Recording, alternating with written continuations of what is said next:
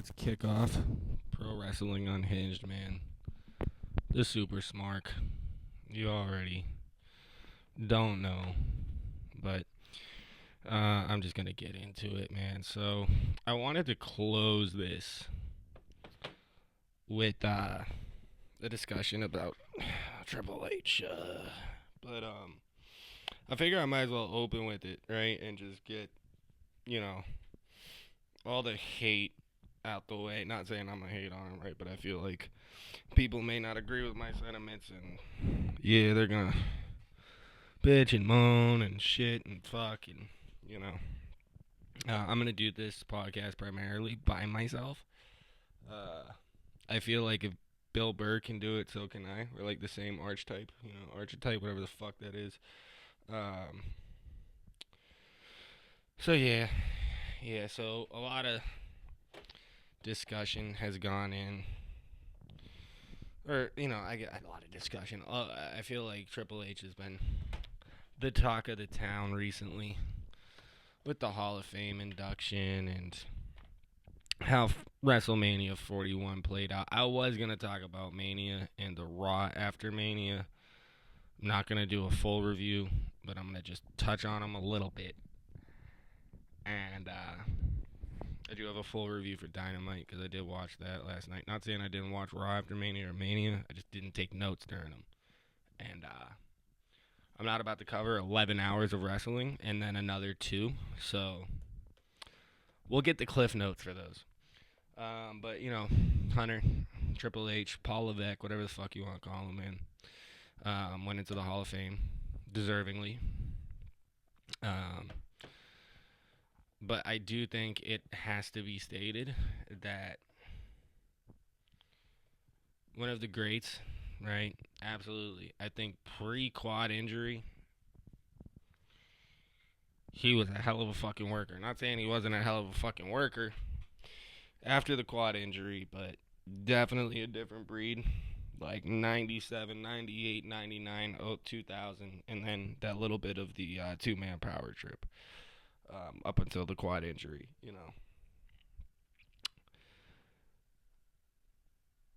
But I do truly believe there is and once again, I'm not here to be a fucking insider. I'm not here to sell you a fucking Discord subscription membership where I fucking talk about, I know the talent, this is what's going on, and I am just a smart. I'm giving my input on things. So, I do think, and I think it's present, right? I think that it's pretty present that Triple H is a very big fan of the meta kayfabe. Okay? And if you're not understanding what I'm saying by that, let's take it back. Like maybe this was last year, or I think I don't know. It was definitely before WrestleMania 40, right? Because at WrestleMania 40, that's where Priest. No, that's where McIntyre beat Raw. Okay, yeah, but it was still before WrestleMania 40, like when Shinsuke, right, wrestled Rollins for the belt. I think that was for the belt. I'm not entirely sure if that was for the belt, but I know they feuded. And I know before that feud, right, Seth Rollins went on Logan Paul's podcast and was talking about my back's all banged up, and he was shooting, talking about a real legitimate injury, right, not one that's like, oh fucking, and not a kayfabe, like not John Cena being stabbed in a nightclub or whatever, but an actual legitimate injury, an actual legitimate, like, talking about the wear and tear of being a pro wrestler and being that workhorse guy and the guy that's relied upon, right?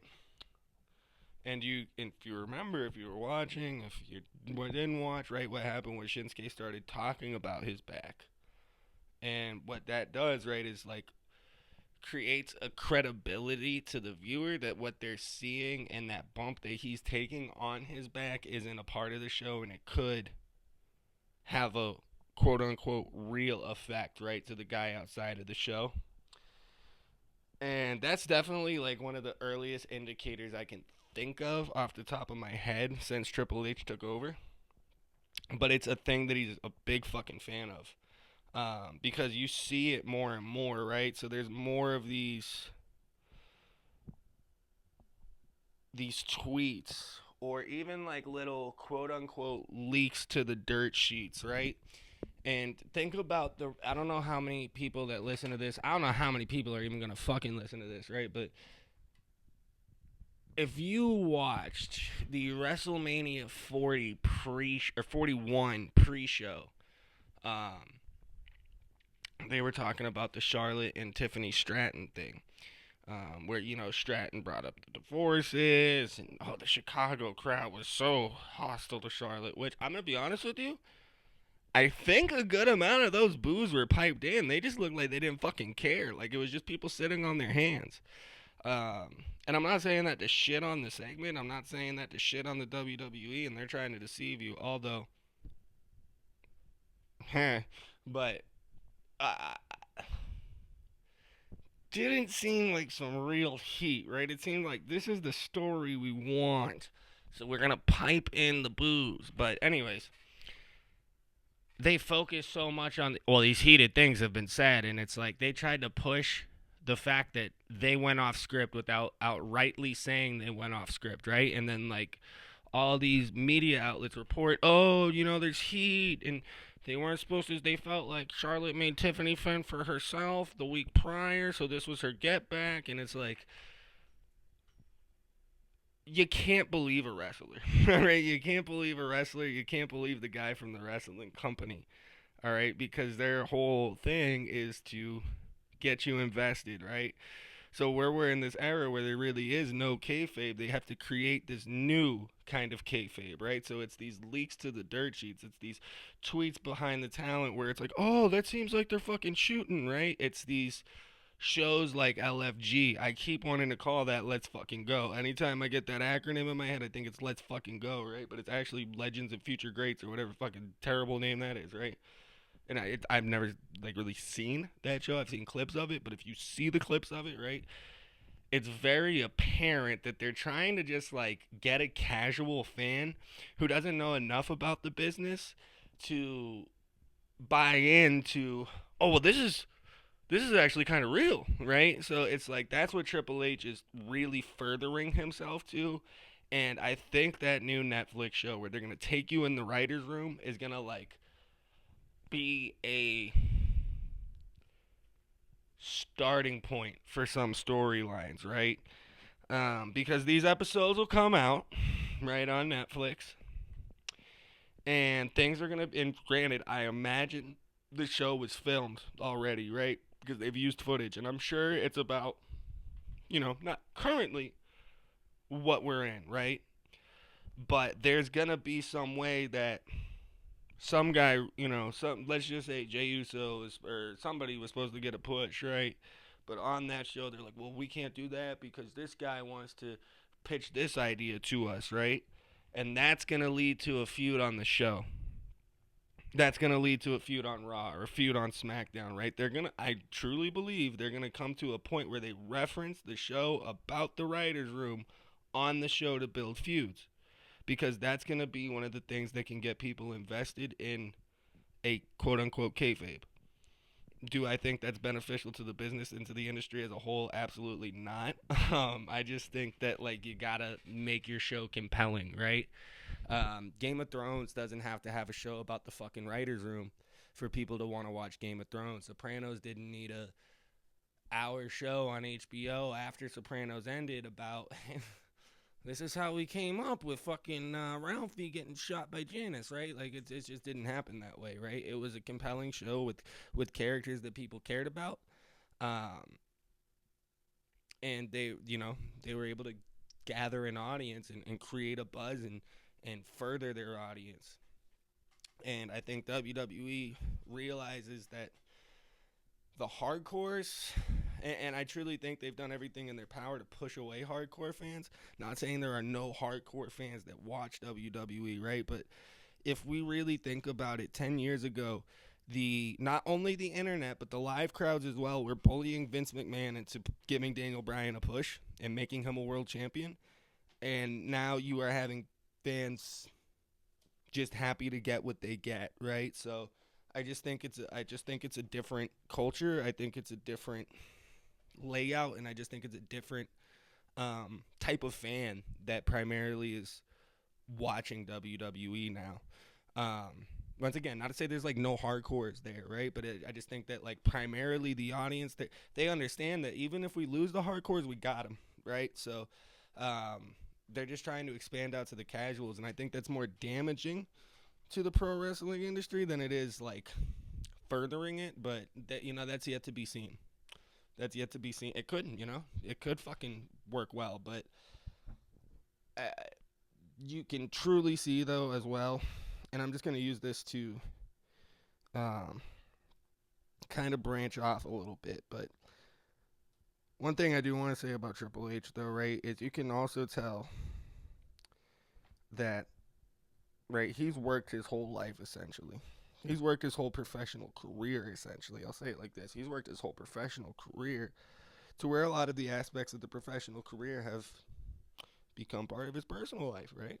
Um, to be the next heir, right? To be the when Vince goes, I got a spot. Well, because of the way Vince had to leave, and because really, if you think about it, I think Vince was on the outs, right? Like Vince really, I don't think wanted to say, you know what, I'm out. You guys kick me out. Trip, Steph, Paul, you guys got it. That's why he brought in Nick Khan, right? And I do think Nick Khan and Triple H probably have a good relationship. Once again, I'm not here to speculate too much on those things that I don't know about. But I think it is present that, like, Rock as the guy on the board of directors for TKO, um, and Triple H not being on the board of directors for TKO and just being a head of creative, like, that gives Rock this advantage to kind of just tell Triple H to suck it. No pun intended, but tell him to suck it. Fuck off, dog. Like, this is what I want to do. I'm above you, and you need to figure it out now. Sorry about your 6 months of storylines. And I do think that is done in a way to allow progress that Triple H has made to be hindered, so that way Rock can go, look at, man, he's just not cutting it. We got to get Brian Gewirtz in here, right? Because if anybody who doesn't know, right, Brian Gewirtz was a writer for the WWE after Russo left, and him and Rock became very close, and I believe he like is a part of Rock's like $7 production company or whatever, and they're pretty much like a package item. And I do think Rock wants to be on the board of TKO and wants Brian Gewirtz to be the head of creative. And I think that can be damaging to their product right now. But I'm not here to fucking be Debbie Downer about that shit, right? Like, I'm just trying to share perspective on that and kind of where we are with Triple H as a booker, right? As a wrestler, like, there's not much you can say. I would say after a certain point, he's kind of fucking boring, but I know a lot of people that I know, like, their favorite wrestler is Triple H, and there's nothing wrong with that. Like I said, I think 97 to like 01, one of the absolute best wrestlers in the world, man. And I'm not saying he wasn't one of the best wrestlers in the world post that, but I think you can find a lot better than him post 02 because of just the work rate and the fact that Triple H became a big Irish whip guy, doing all his moves off of Irish whips once he had the quad surgery. And once you really once you really pick up on that and analyze it, you don't watch those post 02 Triple H matches the same. And then, he's not in the highest of favor with some fans, right? The fans that maybe went through the 02 to 03 to 04, like kind of that evolution run in the Reign of Terror. He definitely tried to get back, I think, in a lot of the good graces with hardcore fans of Black and Gold NXT, but deserving spot in the Hall of Fame. One of the greatest wrestlers of all time. Kind of getting fucked right now at his job, bro. Kind of getting fucked right now at his job. But I'm not going to spend too much time on WrestleMania 41. That show is fucking 8 hours, right? Combined. Plus the post, plus the pre shows. Each day is fucking, what would they say? It was like 18 hours, right? So, one thing I did like is it started at 7 and ended at 11 both nights. Actually ended like 10:50 night 2, and I think that's just because the Kevin Owens and Randy Orton match got cut. So instead of actually filling that time, right, they gave the shit to Joe Hendry, which um it was cool. I liked that there is the TNA belt on Wrestlemania, right? That's a TNA guy there. That's a huge thing for them. He did get bitched, like he absolutely got bitched, but at the same time, it's not the worst thing that could happen. Like, you know what I mean? It was exposure. And I think people are definitely saying like the exposure is bigger than any like perceived burial. I don't think he's buried. He went up against Randy Orton. He got hit with a couple RKO's. That's a viral clip. That's gonna be played for a very long time. So I don't think it's the worst thing. But like, does it lead to Impact doing crazy ratings? I don't know about all that. Right? Oh, sorry, I had to pop my neck there. But WrestleMania was cool. WrestleMania was cool. Night one wasn't the best. Night one was not the best, but I did enjoy the triple threat at the end. Um, God, what else did they have night one? I don't think they really had anything too good night one, man. But night two was cool. Night two was, the Fatal Four Way was cool. Um, Logan and AJ, who I don't know who produced that match, but I think when Logan Paul is like primarily a spot monkey, and he's working with AJ Styles, you don't have Logan work this slow heel, control the pace, and don't do anything cool. I just don't think that that's what you make that match for, like at all. Finish sucked for that match, but I called it. I think even pre-Royal Rumble, it was like the first interaction Logan and AJ had on screen, and I actually like hyperventilated for about a minute and a half, just thinking about all the people that are gonna watch that Logan Paul match that aren't into pro wrestling, that don't know who AJ Styles is, and he's just gonna be some guy that Logan Paul beat. And really had a fucking existential crisis about that, but I had to accept it was gonna happen. And people try to tell, I don't think it's gonna happen. I don't think they'll have Logan beat AJ. They're gonna have Logan beat AJ, and lo and behold, they had Logan beat AJ. So I mean, and I'm not mad at the booking decision of Logan beating AJ. Ideally, like that's what you would do, but I just think it could have been done a lot better. I did enjoy what Karrion Kross did to kind of like, oh, everybody's counting on you. You can't lose to a YouTuber, and it's just like I like that, but I'm like, bro, he's gonna lose to the YouTuber. So what the fuck are we doing? Um, but he worked his ass off to get a match that he's not on, a card that he's not on, over. And that's a guy you want in your fucking locker room, man. That's a guy you want on your show, and that's a guy you should put on the fucking show. But anyways, um, Mania was cool, man. I saw the Seth Rollins turn coming. I didn't see Travis Scott showing up coming. Definitely thought we were gonna get like a little rock showing up. I even thought we might get him to cost Roman the match night one, but I figured they were gonna do like the Heyman double turn as well. But I was like, maybe Rock shows up to yeah. Rock didn't show up at all. That's another one where I'm like, I think he's trying to stick it to Triple H because we know Rock wanted Cody to turn heel. Cody didn't want to turn heel at the last minute. They said we'll just have Cena turn heel, and Cena turned heel, and here we are. And Cody did the whole I'm too much of a baby face to want to hit you with the belt, which I just think is a dumb baby face move. Like, I've spoken about that before, probably 1,000 times, that your baby face should, like, not be an idiot and be, like, so blinded by the rules that, like, they look like a fucking idiot. But anyways, Cena won. That was cool. Match was underwhelming. I've seen people defend it as he said he was going to ruin wrestling. Okay. I think he can quote unquote ruin wrestling and still have a good match, but I don't know. But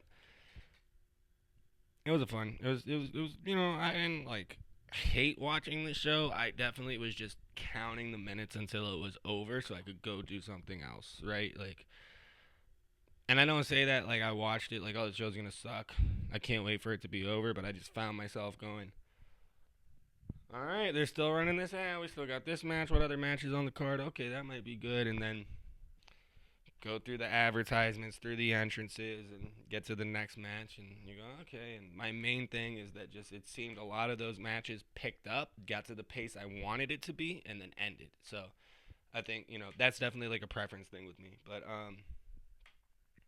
another thing, like nobody got really like a WrestleMania entrance. CM Punk got a fucking cool one, his night one. Damian Priest got a cool one. I heard Bianca got one, but I think they started night two, and like I had it on, but I wasn't paying too much attention to the entrances at that point. I think I was like moving around and shit, so I didn't see what her special entrance was. But nobody got like that Triple H showing up as the Terminator. Nobody got that, Cena coming out with all the fucking mafia guys. Nothing like that. Shawn Michaels coming in the all white. Like, you can definitely tell TKO is taking over. Um, this actually leads me to my next thing. But you can tell TKO, like, the influence of the TKO infrastructure. And so, like, what I mean by that, right, is I say the TKO infrastructure, but it's really the Endeavor, right? It's really Endeavor. Because when Endeavor purchased UFC, right, that's when, like, a lot of. Okay, I'm not saying that fighters may not have been getting 10 and 10 before Endeavor, but, right, there was more opportunities to make more money um, through being in the UFC. Okay? And I'm not saying like wrestlers aren't presented that same opportunity as like as far as being able to wear fight shorts and have sponsors, right? The only guy that ever did that was Brock. I know Punk had pitched it, and they said you can't do that, and then they let Brock do it. But like they don't have that same opportunity, right? But if you look at what the UFC has done as well, right? They buy a LFA, right? They buy a Strike Force, right? They buy Pride. Well, I mean, Pride had to close its doors, right? But what they do is they slowly swallow up the competition, so there's no alternative place for the fighters to go and get good money and have a negotiation tactic, right? It's you're either here in the UFC and you work your way up from 10 and 10, or you're on the fucking regional scene. You could go to Bellator or PFL, but like let's face it, they're only gonna pay our scraps the good money, right? Our cutaway guys the good money, and you're probably still gonna have to pay your dues there, and you're gonna have quote unquote less exposure over there when you are trying to build yourself up. Because even if you are a 10 and 10 guy on the prelims, hey, you're in the UFC on the prelims on ABC or ESPN or wherever the fuck they're gonna broadcast it, right? So they can kind of go, well, you can go over there, but it's best you just go take your 10 and 10. And what I mean by that relating to the WWE, and they're starting to incorporate that TKO infrastructure, is that you look at this show in WrestleMania. There was no big budget entrance. Why cut the costs? Cut the costs, capitalize our gains. And when you look at them buying like a AAA, right? That is when they buy a AAA, when they implement this WWE ID program to have right of first refusal to independent talents. Basically meaning if you're WWE ID'd and AEW wants to sign you, we can go, no, we'll pay him that much. We'll take him. This partnership with TNA, this partnership with Pro Wrestling Noah, in some ways it is a turf war, right? Where AEW said, well, we're going to partner with CMLL. We're going to partner with New Japan. We're going to purchase Ring of Honor, and that's ours. And we're going to work with Stardom. And, they said, okay, well, we got Marigold. WWE said, okay, well, we've got Marigold. We've got TNA. We're going to do this WWE ID thing, and now we're buying AAAs because what they want to do is create that monopoly within the pro wrestling industry to capitalize their gains. And I'm not saying like their main goal is to fuck the talent, right, and make it to where the talent can't make money. It's just that they don't want to have to sacrifice their shareholders and sacrifice their executives making the amount of money that they feel they should make. And the only way to do that is to eliminate the other places to go where they can have leverage and negotiation tactics to demand more pay. Well, they say they're going to pay me this. If they don't have that, you got to take what you can get. So that is, and AAA, like, the AAA purchase is just wild. Like, to me, that was the bit. Like, fuck that Cena won the belt. Fuck that Travis Scott came out. Whatever big takeaway you got from the show on the weekend, the biggest news of the weekend was that they bought AAA, and that is somewhat flying under the radar. It's just that 48 news hour cycle, right, or whatever, the 48-hour news cycle, whatever the fuck, and the fact that they sit there and then run their biggest show of the year after that, it is able to be kind of swept under the rug, and truly the implications of that. I've heard rumors they say they want it to be NXT Mexico. People know, right? Since I think the last show they ran in Mexico, I think, unless they've done it again, I believe was in 2004. So, and when they ran it in 2004, it was just like they don't feel Mexico's a sustainable, like, a market for them to go to, even though they want to tap into Mexico. So when you buy a AAA and you have a promotion that has that infrastructure to just already attract the locals, and I that makes sense if they would do it as NXT Mexico. I'm not saying, oh, I heard that rumor and it's fucking true. I'm just saying, like, that would make sense, but I also don't believe that maybe that's the end goal. But you do remember Triple H had that map of NXT across the globe, and that's what he wants to do is NXT Japan, NXT UK, NXT Mexico, NXT in America, right? So it could be a thing. Like, it very well could be a thing. But it just is kind of like, that was the craziest news of the weekend to me. Raw after Mania was cool. I did enjoy watching that, but just not enough wrestling for me. Like, there was 45 minutes of wrestling on a 3-hour show. It got to a point where I was like, I feel like it's been a really fucking long time since I saw a match on this show. But the shit that they were doing was, useful. It furthered stories. Rusev came back. That was cool. Cena got RKO'd by Randy Orton. And I really like this. I really feel that promo he cut since winning the belt is the best he has established this heel character since he's turned heel. I like that he started counting down. I have these amount of dates left. Right? And I think he has 26 dates left after that Raw in Vegas, which is roughly, if he's here till December, like what, another 3 shows a month, something like that. So Randy Orton showed up, RKO'd him. It was a really cool spot on TV. If you grew up when I grew up, they have negative chemistry together. And the match, like, I hope I'm wrong. I hope the match is good.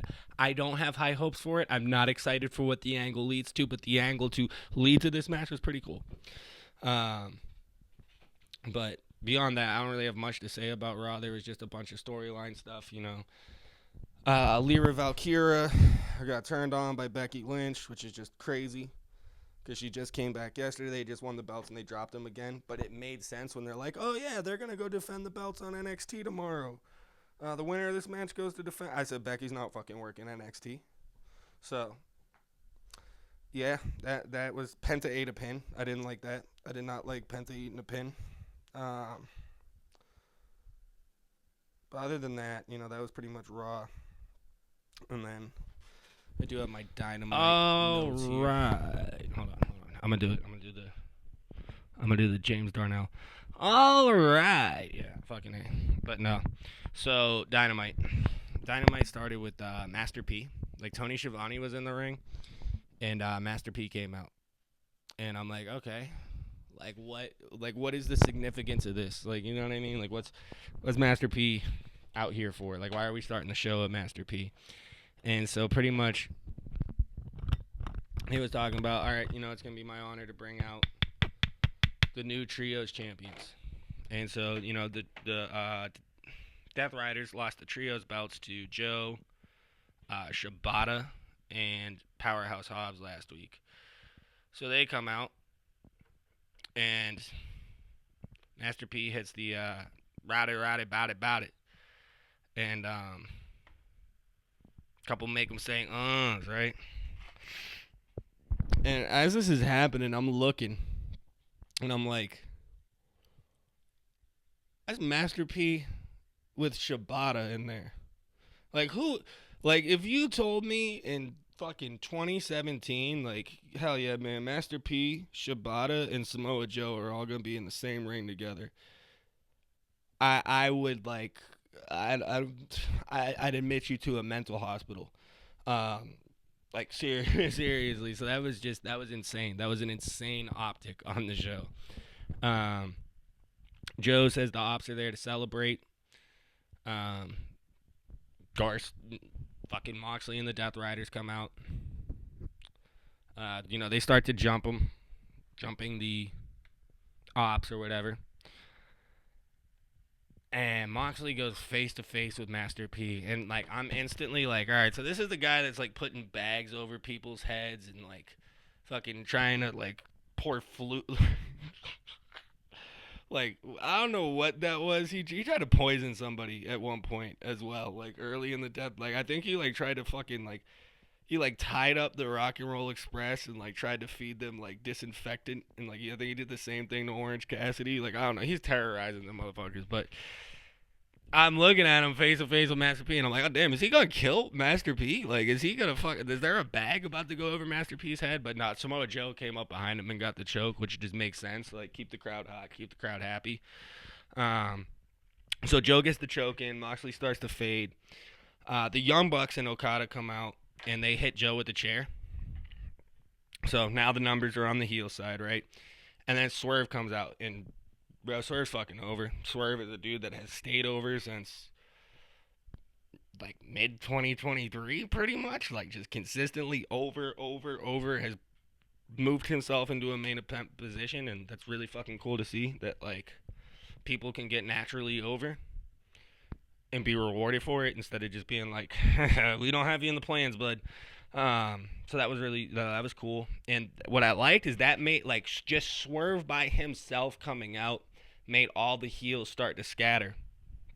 So when Moxley and all them, they're like leaving through the crowd, and I think the Bucks and Okada start to walk up the ramp, and that's when Kenny Omega's music hits, which then I was just like, okay, they are fucking going all out for this opening segment.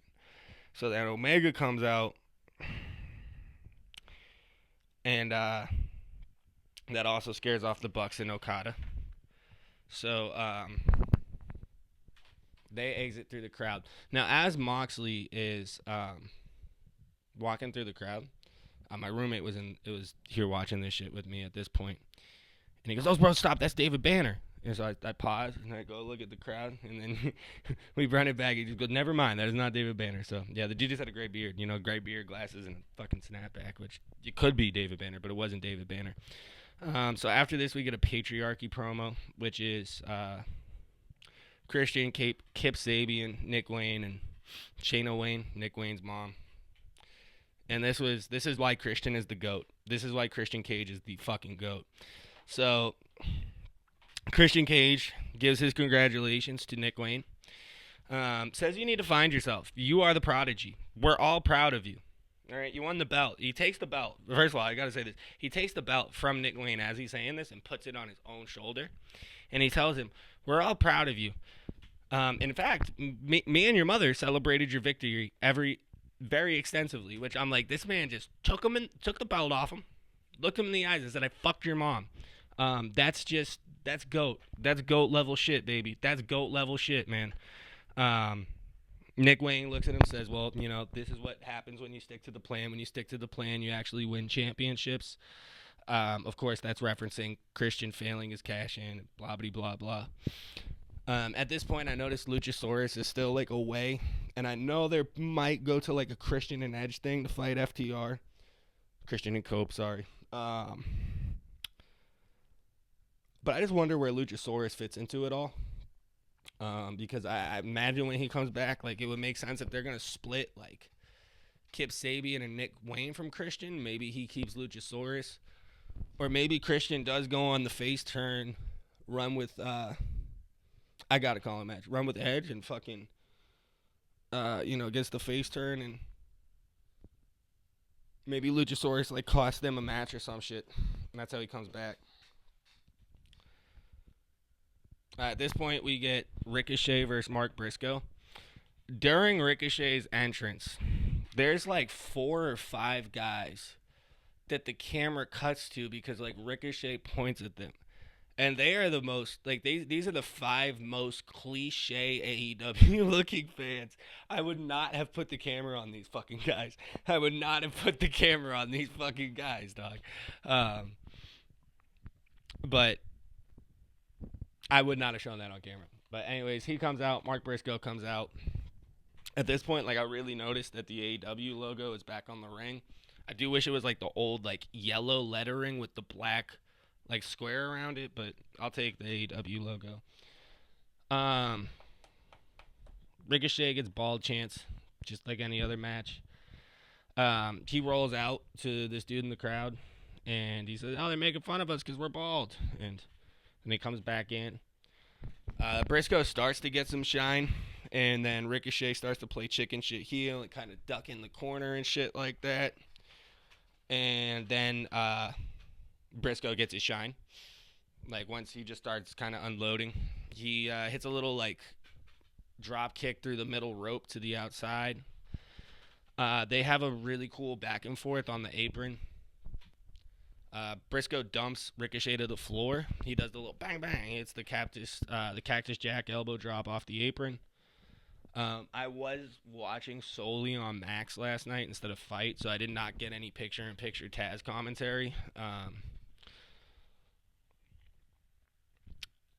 We got back from break. Briscoe hit a really good brain buster. They go through a little like bridge chain of just like pinning each other, bridging, standing up, reversing the bridges, going back, and then Briscoe wins via roll-up, which was crazy because Ricochet has not lost much.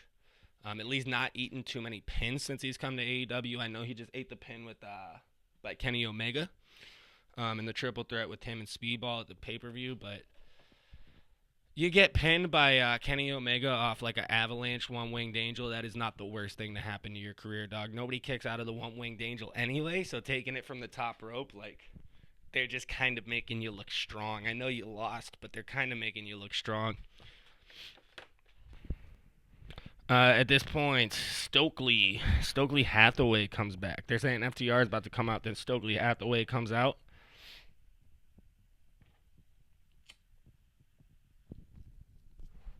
Fucking, he goes through all the crimes people in AEW have committed. So he's like, fucking, Hangman's committed arson, like fucking A. And then he says about Moxley, he says Moxley has committed acts of terrorism, kidnapping, and extortion, and he needs to be found and compromised and put to a permanent end, which fucking popped me. And he's like, how can FTR get suspended for just touching Tony Schiavone and hitting a ref? So then Stoke makes it official. He is the agent for FTR. Schiavone then takes the mic and he goes, well, thank you, agent. And, bro, you hear Taz just start to pop and, like, have to mute his mic, which was pretty funny. FTR, I guess, is beefing with Danny Garcia in 2.0. I say I guess, like I haven't been watching the show, but I have been watching the show, but I was just, like, it just seems like they're kind of taking a little bit of a detour until they get to that Edge and Christian thing, so they pretty much say, Danny, you came to us when other veterans left you high and dry. They say, look, we put Danny Garcia first. We put Adam Copeland first. We put AEW first. And now we need to put FTR first. They mention that the Rock and Roll Express is in the crowd. They tell them to come in the ring. So Dax starts to do like a heelish kind of way of putting them over. Like, oh, you guys are one of the greatest tag teams of all time back in your day. And he goes, you know what do you think your best match was? And then right when Ricky Morton's about to talk, he pulls the mic away and he goes, if I had to say, and he does that about 3 times after asking him questions. The Rock and Roll Express get kind of upset. They shove FTR. FTR gives a spike pile driver to, I think, Robert Gibson. And then Adam Cole and company hit the ring. So after this, it was the Young Bucks versus Kevin Knight and Speedball. Speedball Mike Bailey. Instantly, they say, hey, Speedball is still not wearing shoes to the ring. They said when they won that $400,000 match or whatever. Speedball said he was gonna buy some shoes, and Taz said maybe he wears them backstage. And bro, I fucking love Taz. Taz is just too goddamn funny. I don't have many notes for this match. It was just fucking phenomenal. I will say the little shit that the Young Bucks do, where they fake a super kick so the guy ducks down and then they just DDT him and they're like, "Gotcha, bitch!" Like I'm gonna fucking I fall for that every time. Like it's always gonna get me. I'm always gonna love that spot. They did this cool, like the Young Bucks did this cool little. They like bound, like I think Nick springboarded onto Kevin Knight, who was on the ropes. He bounced into Matt. Matt caught him for a power bomb. Then Nick took his momentum and hit like a backstabber on Mike Bailey, and it was fucking nasty. Kevin Knight is the future, man. At one point in that match, the Young Bucks tried to like double clothesline him. He leaps over their double clothesline, does a double fucking Pele kick, and then does the little like, I'm going to roll off my neck and jump and hit a pendulum DDT, and that shit was really cool. They hit like a Meltzer driver off the rail to the floor. Like they walked the guardrail, hit a Meltzer driver. I think that's what ultimately ended up putting Speedball kind of out of the match. It was actually at this point they go for the EVP trigger. That's where the whole jump over their clothesline. He didn't duck the clotheslines. He jumped, like he leaped over both of these men. It's pretty fucking crazy. Then does the double Pele, double pendulum. I think there is like a distract. Oh, Ricochet came out. That's what it was. Ricochet came out because Kevin Knight had also come out during Mark Briscoe and Ricochet's match, and that was part of the reason why Ricochet got rolled up. So now he distracts Kevin Knight. He actually pulled on Kevin Knight's foot. Kevin Knight turns around. The Bucks get him back in the ring. EVP trigger. And the Bucks win. Really fucking good match, though. At this point, Toni Storm had a backstage promo. She was talking about the remaining women in the Owen Hart tournament. She said you can pound your flesh. You can rip your tits. And then Renee says to her, "Yeah, so you're going to be on the red carpet this weekend for the TCM Film Festival." And she goes, "Yeah, I'm going to be promoting this new science fiction film." And Renee says, "It's The Empire Strikes Back, Tony." And Tony says, "There is not an empire big enough to strike this back. And I'm not going to spend this entire weekend cucking around." At this point, I was just crying, laughing. And then Queen Automata shows up because she basically, after that, I guess she's like talking about she wants a challenge. Queen Automata walks on screen, says, "I'm back from my hand injury. Let's get it. Let's fight." I fucking love this. I love both those women. I actually got to see them wrestle live when they had their match on Dynamite a couple months ago. And they're going to wrestle this Saturday on Collision. So at this point, we get Hurt Business. The Hurt Business come out. And I'm still calling them the Hurt Business. I did not mean to do that. They are the Hurt Syndicate now, but like when I was writing my notes, I was not of a clear mind. So, the whole thing's been going on is MJF needs to get 3 thumbs up. And, last week he tried to bribe MVP Shelton Benjamin and Bobby Lashley with white women. White women in wristwatches. And, at first, he's like, "Come on, guys, I need the 3 thumbs up." And Shelton gives him the thumbs up. So at this point, I write in my notes, the Snow Bunny mind control worked. And at this point, right, like literally, as soon as I finished writing that sentence in my notes, he goes, and it's not because you gave me those women in a wristwatch. And a fan, like they had this one dude right by the crowd mic, bro, and he was yelling the funniest shit, but it was all like respectful and within the storylines.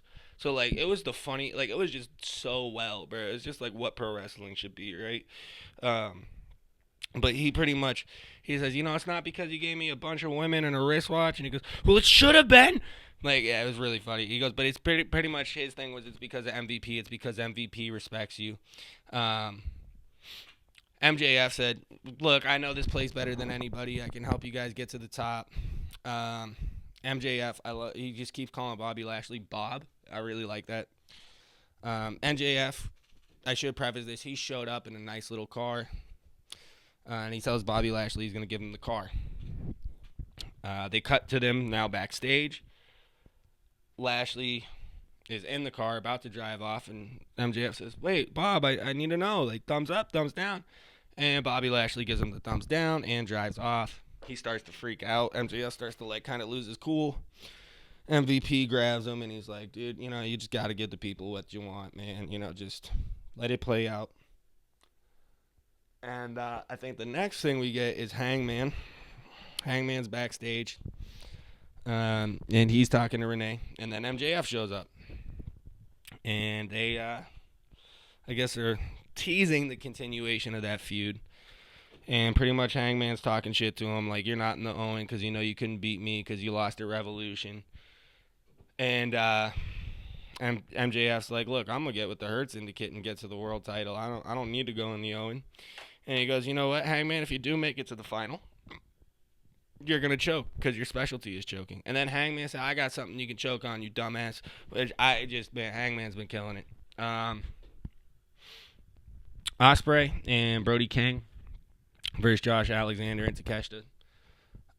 Those are like Ospreay and Takeshita, man. Those are two of like modern wrestling right now that I think of the world of those guys. Phenomenal workers. Really fun start. I don't have many notes about the match. I was just watching it. But the Don Callis family did win, right? I think Alexander hit a spike, like his little C4 spike pile driver on Brody King. And basically what happens is Fletcher shows... Basically, they try to kill Will Ospreay, man. Because Will Ospreay's in the final. And there's potential that Kyle Fletcher could be in the final for the Owen Hart for the men. And Fletcher shows up. And so at this point, Hangman's music hits. Because Hangman's like, I can fuck up Kyle Fletcher. I got to fight him next week anyway. But what happens here is then Rocky Romero and Trent Beretta show up, like, behind him, right? And I'm like, okay. Hangman has a tough time with the four dudes in the ring. Lance Archer, Takeshita, Kyle Fletcher, who's the other guy? Josh Alexander. Like, okay, fine. I can get behind that. He should kill Rocky Romero and Trent. And I love those guys, but just like, he should definitely have killed those guys. But yeah, pretty much they laid out all those people. The Don Callis family laid out all the baby faces. Chris Statlander and Jamie Hayter was the main event. Once again, no notes, just enjoyed the match.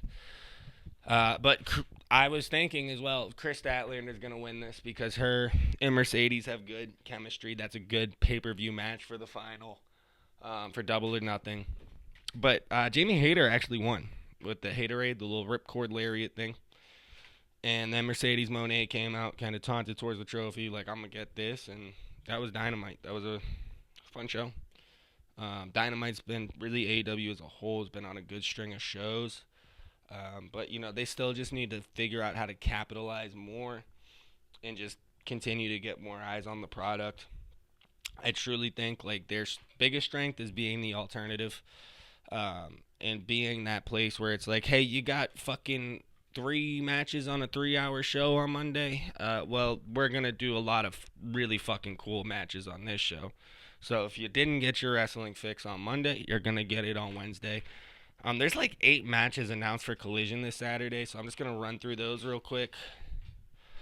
And also, I know the format for this has been all over the place, and I've just been talking for 50 minutes, but I do enjoy what I'm doing. But what was I going to... But, we'll structure this thing out better as we fucking go. But it's not always going to be the same format of like topics and then a show review. It might just be a show review. It might be a bunch of topics. It might be multiple show reviews, right? But what we're looking at for Collision, I know they have just announced Roosh versus AR Fox. Top Flight's gonna wrestle Leo Rush and Action Andretti. Anna Jay's gonna be wrestling. We got Bandito versus Dralistico for the ROH World Championship. Max Caster in an open challenge. Swerve Strickland versus Blake Christian, which I just hope Swerve fucking kills Blake Christian on live television. That'd be really cool. Queen Automata versus Tony Storm. You know what I think about that. And then Roderick Strong, Kyle O'Reilly versus FTR. I guess this was taped last night though. And what I'm hearing is Roderick Strong hurt his knee, so thoughts and prayers out to Roderick Strong, man. Get well soon. I actually met Roderick Strong at an NXT house show in like a fucking VFW in like 2016 or 2017 maybe. So yeah, cool. But yeah, man, that's all I got. That's all I got for this one. But this is Pro Wrestling Unhinged, man.